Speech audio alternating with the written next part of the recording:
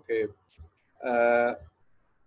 अब हमने आज जो टॉपिक जो हमने स्टार्ट करना है वो choice of participant observer role. तो हम primary data collection through participant observation हम डिस्कस कर रहे थे, और अब हम आज इसमें डिस्कस करेंगे कि बीइंग रिसर्चर हम किस तरह से बीइंग रिसर्चर हमने प्राइमरी डेटा कलेक्ट करना है, और हमें ये पता है कि इसमें हमारे पास जो कलेक्शन मेथड होगा वो पार्टिसिपेंट ऑब्जर्वर का कलेक्शन मेथड होगा। अब उसमें पार्टिसिपेंट ऑब्जर्वर में हमने ये डिस्कस किया कि ये 4 रोल्स हैं जो कि हम अडॉप्ट कर सकते हैं बीइंग रिसर्चर। हम कंप्लीट पार्टिसिपेंट के तौर पे डेटा कलेक्ट कर सकते हैं, हम कंप्लीट ऑब्जर्वर के तौर पे डेटा कलेक्ट कर सकते हैं, हम पार्टिसिपेंट एज ऑब्जर्वर के तौर पे डेटा कलेक्ट कर सकते हैं, और हम ऑब्जर्वर एज पार्टिसिपेंट के तौर पे डेटा जो है वो कलेक्ट कर सकते हैं। अब बीइंग रिसर्चर हम ये कैसे डिसाइड करेंगे कि इसमें से कौन सा रोल जो है वो हमारे लिए सूटेबल है, किस रोल के अकॉर्डिंगली जो है वो हमने डेटा को कलेक्ट करना है। तो ये कौन से फैक्टर्स होंगे जो इस चीज को गाइड करेंगे रिसर्चर को कि बीइंग रिसर्चर हमने ये जो प्राइमरी डेटा कलेक्शन करनी है और पार्टिसिपेंट ऑब्जर्वर का रोल हमने यूज करना है, तो हमने किस रोल, इन 4 रोल में से कौन सा रोल हमारे रिसर्च के लिए ज्यादा सूटेबल होगा। अब इसके लिए हमारे पास 5 डिफरेंट फैक्टर्स हैं जो इस चीज को गाइड करते हैं कि हमारे लिए बीइंग रिसर्चर कौन सा रोल जो है वो ज्यादा बेनिफिशियल है। So these are the 5 determining factors. First one is purpose of the research. अब आपका जो रिसर्च पर्पस है वो इस चीज को गाइड करेगा कि आपका रोल इसमें जो है वो आप क्या अडॉप्ट करेंगे। फॉर एग्जाम्पल, अब अगर हमारे रिसर्च का जो टॉपिक है वो इस तरह का है कि उसमें जो डेटा है वो अगर हमें ये लग रहा है कि अगर हम अपनी आइडेंटिटी को कंसील कर दें, रिवील कर दें, लोगों को बता दें अपनी आइडेंटिटी को, तो शायद हमें वो डेटा ट्रू सेंस में नहीं मिल सकेगा, उसमें बायसनेस आ जाएगी। तो हमें ये लग रहा है कि हमें अपनी आइडेंटिटी को कंसील करना पड़ेगा। अब अगर कंसील करना पड़ेगा तो इसका मतलब ये है कि हमारे पास 2 ही रोल्स बचते हैं, कंप्लीट ऑब्जर्वर का या कंप्लीट पार्टिसिपेंट का। और फिर उसमें से भी आपको देखना पड़ेगा कि हमें बीइंग पार्टिसिपेंट करके डेटा ज्यादा बेहतर मिलेगा या जस्ट बीइंग ऑब्जर्वर हमें डेटा बेहतर मिल सकता है। या अगर आपका डेटा इस तरह का है कि आपको ये फील होता है कि आप अपनी आइडेंटिटी रिवील भी कर दें तो उसमें कोई मसला नहीं है, तो आपके पास वो 2 रोल बचते हैं, ऑब्जर्वर पार्टिसिपेंट और पार्टिसिपेंट ऑब्जर्वर। तो वहां पे भी अब आप ये डिसाइड कर सकते हैं। तो आपकी जो रिसर्च का पर्पस है, आप रिसर्च से क्या चीज जो है वो फाइंड आउट करना चाहते हैं, क्या चीज कंप्लीट करना चाहते हैं, किस ऑब्जेक्टिव को आप अचीव करना चाहते हैं, तो आपका जो पर्पस ऑफ रिसर्च है ये आपको गाइड करता है कि आप कौन से रोल को जो है वो अडॉप्ट करेंगे। Then second one is time available for research. आपके पास रिसर्च के लिए टाइम कितना अवेलेबल है, क्योंकि अगर हम कंप्लीट पार्टिसिपेशन पे जाते हैं तो कंप्लीट पार्टिसिपेंट के तौर पे आपको टाइम ज्यादा रिक्वायर्ड होगा। तो वहाँ अब बीइंग कंप्लीट ऑब्जर्वर जो है वो आपको टाइम थोड़ा सा कम रिक्वायर्ड होगा कि आप लोगों को ऑब्जर्व कर लेंगे। तो अब आपके पास रिसर्च का टाइम कितना अवेलेबल है ये भी इस चीज को गाइड करेगा कि आप किस रोल के ऊपर जो है वो जाएंगे।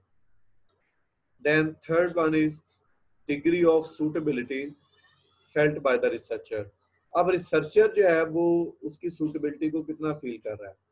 फॉर एग्जाम्पल, बीइंग रिसर्चर मेरे लिए अगर ये पॉसिबल ही नहीं है कि मैं किसी ऑर्गेनाइजेशन में जाके फुल फ्लैज जो है वो काम कर सकूं, तो अगर मैं वहां पे फुल फ्लैज काम ही नहीं कर सकता तो इसका मतलब है कि मेरे लिए जो फर्स्ट रोल है कंप्लीट पार्टिसिपेंट का वो पॉसिबल नहीं है, तो मुझे कोई ऑब्जर्वर वाले रोल पे शायद जाना पड़ेगा। या रिसर्चर को ये लगता है कि जी बीइंग ऑब्जर्वर जो है वो उससे वो कंफर्टेबल नहीं है, वो ये समझता है कि मुझे ज्यादा बेहतर डेटा जो है वो पार्टिसिपेंट के तौर पे मिल सकता है, तो फिर आप पार्टिसिपेंट के तौर पे जाकर डेटा लेंगे। तो रिसर्चर भी जो है वो इसमें इसका भी एलिमेंट आता है कि रिसर्चर अपने रोल के साथ कितना सूटेबल है, वो उसके साथ कितना कंफर्टेबल है। देन अगेन ये थर्ड फैक्टर भी जो है वो आपको गाइड करेगा कि आप किस रोल को जो है वो अडॉप्ट करेंगे। देन फोर्थ फैक्टर जो है वो हमारे पास वो है ऑर्गेनाइजेशनल एक्सेस। अब ऑर्गेनाइजेशनल एक्सेस जो है वो इसमें भी जो डिटर्मिनिंग फैक्टर है। फॉर एग्जांपल आपको ये लग रहा है कि जी जो पर्पस ऑफ रिसर्च ये है कि आप ऑर्गेनाइजेशन में जाके वहाँ पे काम करें, यानी कि कंप्लीट पार्टिसिपेंट के रोल पे जाएं, आपके पास टाइम भी अवेलेबल है, आपको वो सूटेबल भी वही लग रहा है, लेकिन ऑर्गेनाइजेशन आपको ये अलाउ नहीं कर रही। ऑर्गेनाइजेशन कहती है जी आप ऑब्जर्वर के तौर पे डेटा ले सकते हैं, लेकिन आप अपनी आइडेंटिटी को कंसील करके लोगों के साथ घुल मिल के जो है वो काम नहीं कर सकते। हम आपको हमारी एक्टिविटी इस तरह की है, हम वहाँ पे आपको इन्वॉल्व नहीं कर सकते। तो वो ऑर्गेनाइजेशन जो है वो आपको एक्सेस नहीं दे रही। तो अगर ऑर्गेनाइजेशन आपको एक्सेस ही नहीं दे रही तो इसका मतलब ये है कि आप कंप्लीट पार्टिसिपेंट के तौर पे नहीं जा सकेंगे। आप ऑब्जर्व करना चाहते हैं, आपको ऑब्जर्वर की भी जो है वो फ्लेक्सिबिलिटी नहीं मिल पा रही, तो फिर आप क्या करेंगे? तो ये ऑर्गेनाइजेशन एक्सेस जो है ये भी एक क्रिटिकल फैक्टर है, जिसमें जो है वो आपको ये देखना पड़ता है कि आपके लिए कौन सा रोल ऑर्गेनाइजेशन आपको अलाउ कर रही है। और जो इसमें फिफ्थ फैक्टर है हमारे पास, वो है एथिकल कंसिडरेशन। ये भी बहुत मेजर इशू है कि अगर आप जो है वो कंप्लीट पार्टिसिपेंट के तौर पे जाते हैं तो उसमें एथिकल कंसिडरेशन जो है वो बहुत ज़्यादा है, क्योंकि उसमें आप जो है वो पहले लोगों का ट्रस्ट गेन करते हैं, ट्रस्ट को डेवलप करते हैं, और फिर आप उनसे जो है, और जब वो लोग ये समझते हैं कि आप उन्हीं में से एक हैं, आप उनका पार्ट हैं, देन आप उनसे डेटा कलेक्ट करते हैं और फिर उस ट्रस्ट को जो है वो ब्रेक करते हैं। जब उनको ये पता चलता है कि जी आप तो रिसर्चर थे, आप उनका पार्ट नहीं थे। इसमें एथिकल कंसिडरेशंस बहुत ज़्यादा होती हैं जो कंप्लीट पार्टिसिपेंट है या इवन कंप्लीट ऑब्जर्वर भी जो है, क्योंकि वहाँ पे आपने अपनी आइडेंटिटी जो है वो कंसील की होती है। तो जब भी आपकी आइडेंटिटी कंसील्ड होती है वहाँ पे जो है वो एथिकल कंसिडरेशंस आती हैं। तो अगर आपको ये लगता है कि एथिकली जो है वो कंप्लीट ऑब्जर्वर या कंप्लीट पार्टिसिपेंट का रोल बेहतर नहीं है और वहाँ पे आपको एथिकल प्रॉब्लम जो है फेस करने पड़ सकते हैं, तो वहाँ पे जो है फिर आप उन दोनों रोल्स पे नहीं जाएंगे, बल्कि आप जो बाकी थर्ड एंड फोर्थ रोल है, पार्टिसिपेंट एज ऑब्जर्वर और ऑब्जर्वर एज पार्टिसिपेंट, जहाँ पे आप अपनी आइडेंटिटी को रिवील करते हैं, लोगों को बता देते हैं कि जी हम रिसर्चर हैं और हम डेटा कलेक्शन के लिए आए हुए हैं। तो ये 5 फैक्टर्स हैं जिसकी बेस पे आप अपने रोल को जो है वो उसके ऊपर प्रेफर करते हैं कि जो हमारे पास 4 अवेलेबल रोल्स हैं, इनमें से कौन सा रोल हमारे रिसर्च के लिए ज़्यादा सूटेबल होगा, जिसको जो है वो हम लेके चल सकते हैं।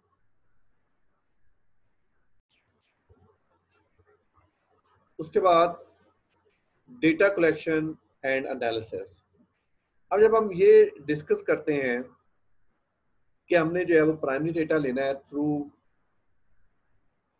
पार्टिसिपेंट ऑब्जर्वेशन मेथड, तो अब इसमें जब आप डेटा को कलेक्ट करेंगे और उसके बाद फिर आप इसमें डेटा के एनालिसिस करेंगे, तो इसमें कौन कौन से पॉइंट्स हैं जो हमें डिस्कस करना पड़ेंगे।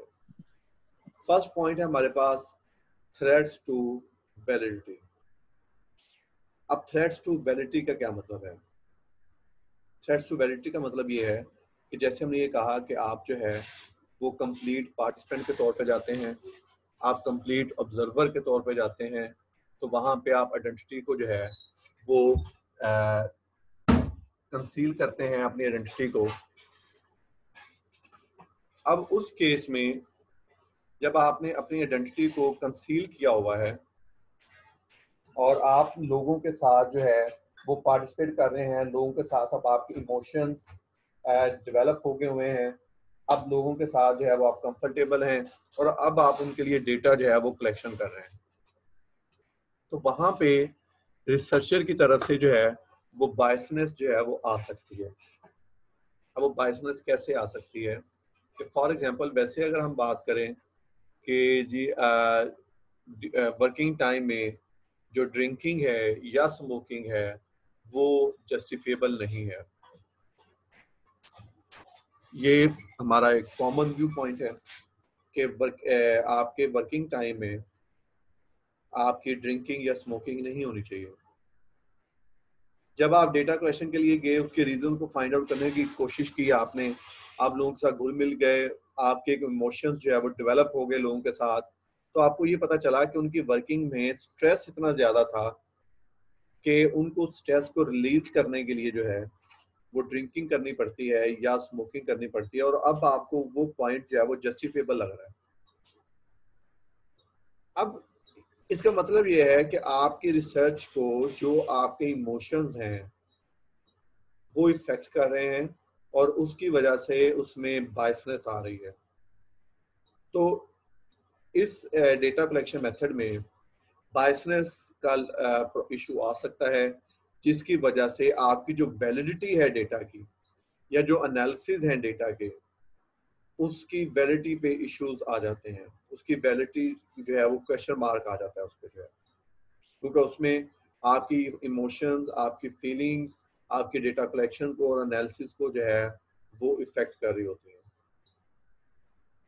जो सेकंड पॉइंट इसमें आपने कंसीडर करना होता है वो the perspective of the subject, not the researcher.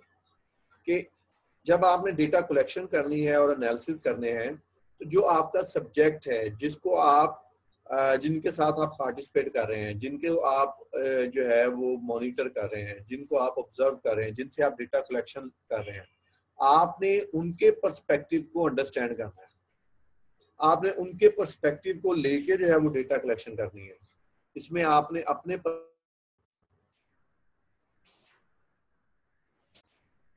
और थर्ड पॉइंट जो इसमें हमने डिस्कस करना है वो advantages and disadvantages of participant observation. अब हम इसमें ये डिस्कस करेंगे कि अगर हम अपने डेटा कलेक्शन करते हैं थ्रू पार्टिसिपेंट ऑब्जर्वेशन मेथड, तो इसमें रिसर्च के लिए और या रिसर्चर के लिए इसमें एडवांटेजेस क्या होंगे और डिसएडवांटेजेस जो है वो क्या होंगे जो हमें फेस करने पड़ेंगे। So first of all, advantages. So we have around 5 advantages if we collect the data through participant observation method. First one is it is good at explaining what is going on in particular social situation. तो सबसे पहले इस method का आपको सबसे बड़ा जो benefit होता है वो ये है कि आप एक इस चीज को एक्सप्लेन कर सकते हैं कि एक पार्टिकुलर सिचुएशन में, एक पार्टिकुलर सोशल सिचुएशन में, पार्टिकुलर एक स्पेसिफिक सोशल सिनेरियो में क्या चल रहा है। आप उसको एक्चुअली जो है ऑब्जर्व करके या पार्टिसिपेट करके आप उन चीज़ों को एक्सप्लेन कर सकते हैं, बजाय इसके कि आप सिर्फ उस चीज़ को पूछते और उस चीज़ को डिस्कस करते, आप उस चीज़ को फील जो है वो कर सकते हैं। तो इसमें सबसे बड़ा बेनिफिट इस रिसर्च का यही है कि आप एक स्पेसिफिक सिनेरियो में किस तरह से एक्चुअली चीज़ें चल रही हैं, उन चीज़ों को आप एक्सप्लेन कर सकते हैं। सेकेंड जो इसका एडवांटेज है, it heightens the researcher's awareness of significant social process. इससे जो रिसर्चर है वो जो सोशल प्रोसेस को जो है वो बड़ा सिग्निफिकेंटली अंडरस्टैंड कर सकता है, वो उससे अवेयर हो सकता है कि एक सोशल प्रोसेस कैसे चलता है। जैसे हमने इसकी कुछ एग्जांपल्स देखी थी कि एक रिसर्चर ने रिसर्च की थी कि लोग एक पुअर स्ट्रीट्स पे या पुअर कम्युनिटी में किस तरह से रहते हैं। तो वैसे किसी से डिस्कस करना जी आप वहाँ पे कैसे रहते हैं, कैसे गुजारा करते हैं, इट्स समथिंग एल्स। लेकिन लोगों को वहाँ पे जाके ऑब्जर्व करके देखना या लोगों के साथ वहाँ पे टाइम स्पेंड करना, इससे जो आपकी अवेयरनेस है सोशल प्रोसेस की वो बहुत ज़्यादा होती है, जो कि सिर्फ क्वेश्चनिंग से जो है वो उस लेवल की अवेयरनेस नहीं आ सकती। तो इसमें जो अवेयरनेस लेवल होता है रिसर्चर का वो बहुत ज़्यादा होता है अपनी रिसर्च को अंडरस्टैंड करने के लिए। Then third one, it is particularly useful for researchers working within their own organization। कि ये ज़्यादातर जो है वो उन रिसर्चर्स के लिए बेनिफिशियल है जो किसी ऑर्गेनाइजेशन में काम कर रहे होते हैं और वहाँ पे वो उसी ऑर्गेनाइजेशन में जो है वो रिसर्च करना चाहते हैं।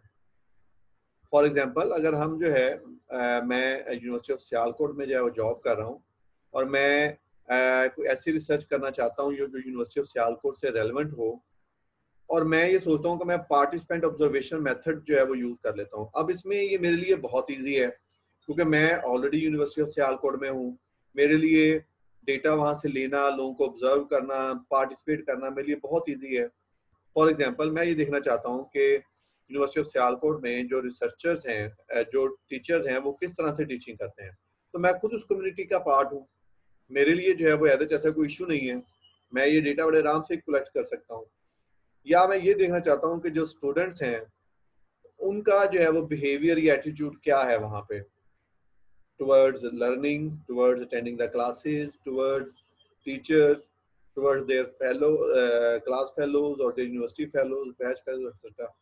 तो मैं बड़े आराम से जो है वो ऑब्जर्व कर सकता हूँ वहाँ पे कि मैं वहीं पे हूँ चलते फिरते, मुझे किसी से परमिशन लेने की ज़रूरत नहीं है, मुझे किसी से जो है वो कोई वहाँ पे जो है वो अप्रूवल लेने की ज़रूरत नहीं है, मैं बड़े आराम से जो है वो डेटा जो है वो कलेक्शन कर सकता हूँ। तो ये ज़्यादातर जो है ये मेथड वहाँ पे आपके लिए यूज़फुल होता है जहाँ पे रिसर्चर किसी ऑर्गेनाइजेशन में ऑलरेडी काम कर रहा होता है और वो वहीं पे जो है वो डेटा कलेक्ट करना चाह रहा होता है। तो ये बड़े आराम से जो है वो वहाँ पे आप डेटा कलेक्शन इस मेथड से कर सकते हैं कि आपकी जो डेटा एक्सेस है वो आपको अवेलेबल होती है। उसके बाद नेक्स्ट अगर हम पॉइंट की बात करें, fourth point, some participant observation afford the opportunity for the researcher to the experience for real the emotions of those who are being researched. इस मेथड के अलावा अगर आप कोई भी मेथड यूज करें रिसर्च के लिए, डेटा कलेक्शन के लिए, तो वहां पे आपको रियल फीलिंग नहीं आती।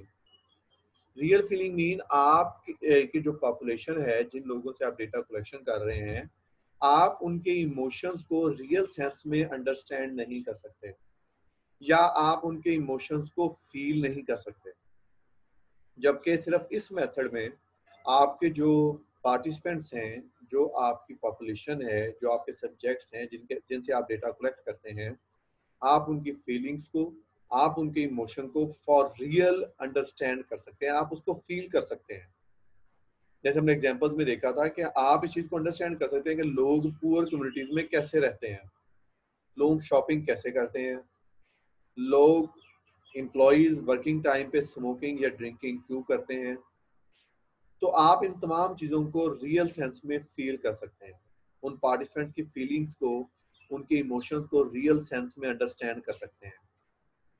And the fifth and the last advantage is virtually all data collected are useful. तो इसके अंदर जो है मोस्टली आप जो डेटा कलेक्ट कर रहे होते हैं वो सारे का सारा डेटा जो है वो यूजफुल होता है, क्योंकि वो आपके ऑब्जर्वेशन हैं, उसमें जो है वो आप लोगों के इमोशंस को अंडरस्टैंड कर रहे हैं, वो सारे का सारा डेटा जो है वो आपके लिए जो है वो उसमें यूजफुल होता है। उसके बाद हम बात करते हैं डिसएडवांटेजेस की, कि इस मेथड के जो है वो डिसएडवांटेजेस जो है वो क्या हैं जो हमें फेस करने पड़ सकते हैं बीइंग रिसर्चर जो है। इसमें सबसे पहले जो है वो हमारे पास जो डिसएडवांटेज है, it can be very time consuming. इस मेथड का जो सबसे बड़ा इशू है वो ये है कि इस मेथड में आपके पास जो टाइम है वो आपको बहुत ज़्यादा रिक्वायर्ड होता है, क्योंकि इसमें आपने लोगों को ऑब्जर्व करना है, इसमें आपने लोगों को देखना है, इसमें आपने पार्टिसिपेट करना है। तो इसमें जो डेटा कलेक्शन का जो टाइम है रिक्वायर्ड, वो टाइम रिक्वायर्ड जो है वो इसमें बहुत ज़्यादा होता है। तो ये इसका फर्स्ट डिसएडवांटेज है कि इसमें अगर आपके पास शॉर्ट टाइम है, आप शॉर्ट टाइम में डेटा कलेक्शन करना चाहते हैं, तो वो आप जो है वो नहीं कर सकेंगे, क्योंकि इस मेथड में आपको जो डेटा कलेक्शन का जो टाइम पीरियड है वो ज़्यादा रिक्वायर्ड होता है। Second point, it can pose difficult ethical dilemmas for the researcher। जैसे हमने इसमें बात किया कि इसमें दो रोल्स हमारे पास ऐसे हैं जिसमें जो रिसर्चर है उसकी आइडेंटिटी जो है वो कंसील्ड होती है। तो वहाँ पे बीइंग रिसर्चर आपके लिए बड़े एथिकल डिलेमास हो सकते हैं कि आप लोगों को बगैर बताए जो है वो डेटा कलेक्ट कर रहे हैं। आपकी पॉपुलेशन को ये पता भी नहीं है कि आप रिसर्चर हैं और आप डेटा कलेक्शन कर रहे हैं, और इसके बावजूद जो है वो आप डेटा कलेक्ट करते हैं, फिर उस डेटा पे एनालिसिस करते हैं, अपनी फाइंडिंग्स देते हैं। तो इसमें बीइंग रिसर्चर आपके लिए कुछ एथिकल डिलेमास हो सकते हैं, कुछ एथिकल इश्यूज जो है वो आपको फेस करने पड़ सकते हैं। Then third one is there can be high level of role conflict for the researcher. इसमें जो हमने पहले भी डिस्कस किया कि बीइंग रिसर्चर आपका रोल कन्फ्लिक्ट आ सकता है, कि बीइंग रिसर्चर आपका काम ये है कि आप अपने इमोशंस की वजह से या अपनी फीलिंग्स की वजह से कोई बायसनेस नहीं लेके आएंगे, लेकिन जब आपका लोगों के साथ रिलेशनशिप बनता है, आप लोगों के साथ रहते हैं, उस कम्युनिटी का पार्ट बनते हैं, तो आपके इमोशंस, आपकी फीलिंग्स उन लोगों के लिए डेवलप होती हैं और फिर आप रिसर्चर के तौर पे एक न्यूट्रल व्यू पॉइंट जो है वो नहीं ले पाते, जो हमने पहले डिस्कस किया कि बीइंग न्यूट्रल जो है वो हम ये कहते हैं कि जी वर्किंग आवर्स में स्मोकिंग या ड्रिंकिंग जो है वो जस्टिफिएबल किसी भी सोच में नहीं है। लेकिन जब आप लोगों के साथ रहे, उनके अंडरस्टैंड किया, आपके इमोशंस और फीलिंग्स डेवलप हुई और आपको लगना शुरू हुआ कि नहीं इनके काम में इतना स्ट्रेस है कि इनको ये स्मोकिंग या ड्रिंकिंग करनी चाहिए, इनको इसके बगैर ये जो है वो ठीक तरह से वर्किंग नहीं कर सकते, तो यहाँ पे बीइंग रिसर्चर आपका रोल कन्फ्लिक्ट आ जाता है। आप न्यूट्रल नहीं रह पा रहे, आपका एक बायसनेस लेवल आ गया आपकी फीलिंग्स में जो है। Then the fourth disadvantage is the closeness of the researcher to the situation being observed can lead to significant observer bias. ये वही पॉइंट है जो हमने डिस्कस किया कि जब आप जिस सिचुएशन के ऊपर रिसर्च कर रहे हैं और आप उस सिचुएशन के बहुत करीब हैं, आप लोगों के साथ इन्वॉल्व हैं, तो वहाँ पे सिग्निफिकेंट बायसनेस लेवल जो है वो रिसर्चर का आ सकता है, क्योंकि हम एक बंदे को बिल्कुल नहीं जानते, वहाँ पे हम न्यूट्रल होके जो है वो चीज़ें कर सकते हैं, लेकिन जब हम लोगों को अंडरस्टैंड करते हैं, उनके साथ हमारे इमोशंस और फीलिंग्स अटैच हो जाती हैं, तो वहाँ पे फिर हमारे लिए न्यूट्रल होना जो है वो काफ़ी मुश्किल हो जाता है। Then the next one is the participant observer role is very demanding one to which not all researchers will be suited. अब ये पार्टिसिपेंट ऑब्जर्वर में जो आपके रोल्स हैं वो बड़े डिमांडिंग हैं। इसमें जो है वो आपको कमिटमेंट चाहिए, इसमें जो है वो आपको टाइम चाहिए, इसमें आपको करेज भी चाहिए, इसमें पेशेंस भी चाहिए। जैसे हमने डिस्कस किया कि सपोज आप ड्रिंकिंग नहीं करते और आपको ड्रिंकिंग वाले लोगों के साथ रहना पड़ रहा है, आप स्मोकिंग नहीं करते, आपको स्मोकिंग वाले लोगों के साथ रहना पड़ रहा है, आप जो है वो एक बहुत अच्छी सोसाइटी में रहते हैं, लेकिन लोगों की पुअर सोसाइटी को अंडरस्टैंड करने के लिए आपको पुअर सोसाइटी में रहना पड़ता है। हमने एग्जांपल देखी थी कि एक रिसर्चर ने एक मशीन वर्कशॉप के अंदर जो है वो काम किया था, तो वो उसका काम नहीं था। तो यहाँ पे ये डिमांडिंग रोल है और यहाँ पे जो है वो कुछ इश्यूज जो है वो आपको फेस करने पड़ सकते हैं। देन हमने नेक्स्ट पॉइंट को ऑलरेडी डिस्कस कर लिया हुआ है, एक्सेस टू ऑर्गेनाइजेशन में बी डिफिकल्ट। आपकी जो ऑर्गेनाइजेशन एक्सेस है वो डिफिकल्ट हो सकती है, शायद ऑर्गेनाइजेशन आपको अलाउ ना करें। And the last one is data recording is often very difficult for the researcher, कि चूंकि आप इसमें मोस्टली अपनी आइडेंटिटी को कंसील कर रहे होते हैं, तो डेटा रिकॉर्डिंग जो है वो बड़ी मुश्किल हो जाती है।